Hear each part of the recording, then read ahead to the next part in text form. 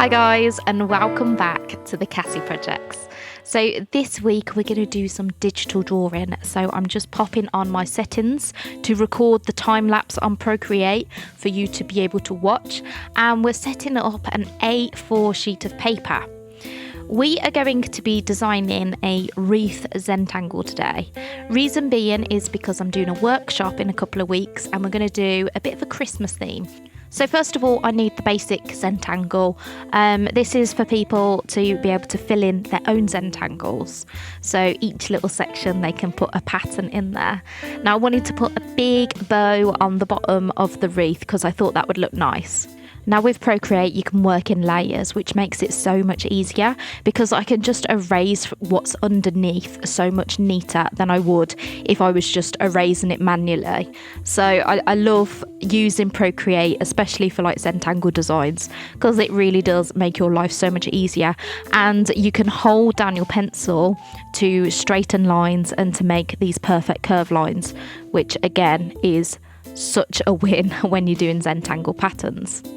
Now I'm just adding in a few extra lines on the bow just to add a little bit more detail, and this just allows people to have more sections for different patterns, which just makes it look lovely. And finally, I wanted to add some leaves that were like sticking out from the bow. So I'm doing 3 leaves. And at first, I'm just doing the shape of the leaf. This just allows me to know where the leaves are going to go. And then what I'm going to do is I'm going to bring the opacity down on that layer. And then I'm going to use a second layer on top of that so that I can make a little bit more character to these leaves and just make them look a bit more attractive. So, you know, give them a little bit of a spiky edge on them. And then I will delete that layer underneath, get rid of that template of those leaves. I'm going to repeat that process again, where I'm going to erase those lines underneath. So we've got those leaves on top of the wreath. And then I'm going to bring the opacity down of the actual wreath because I wanted to go over that so that I had like sections, like these blocks, a bit like a caterpillar's body going round as the wreath, because I just felt like the circles were just a bit too basic and a little bit boring, whereas them having these sections just gave it a little bit more life and made it a little bit more interesting to look at, I think. So that is the basic template for my guests to be able to do their own Zentangle patterns. Now we have such a range of age groups coming to the workshops, so I want to also create a colouring sheet as well for the younger kids that don't want to create their own Zentangles, so they can literally pick up this sheet and colour it in themselves. So I'm going to add those Zentangle patterns in, and it also gives the adults a demonstration as well of what they can do with those individual little patterns in each section. Now a lot of these patterns are my go-to. I use them for most of my Zentangles that I do, and yeah, I'm just filling in each section with a different pattern and just enjoying the process really. This is the part where I can just sit and relax and enjoy doing a little bit of drawing. There's no pressure. I can just fill it in and yeah, be a little bit creative.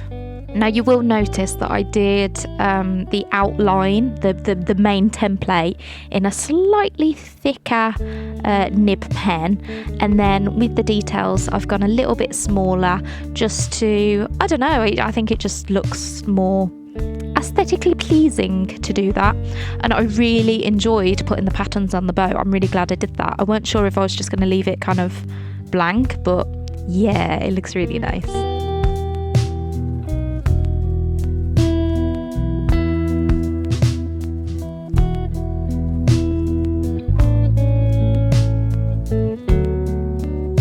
So I've just duplicated that, so this time I can literally just sit and fill it in with colour.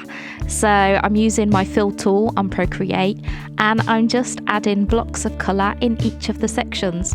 Now this is the easiest way to colour anything in.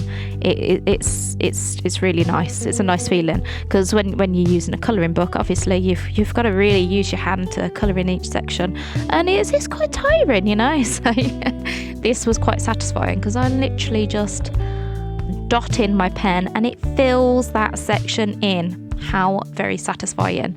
I'm using a very vibrant colour palette.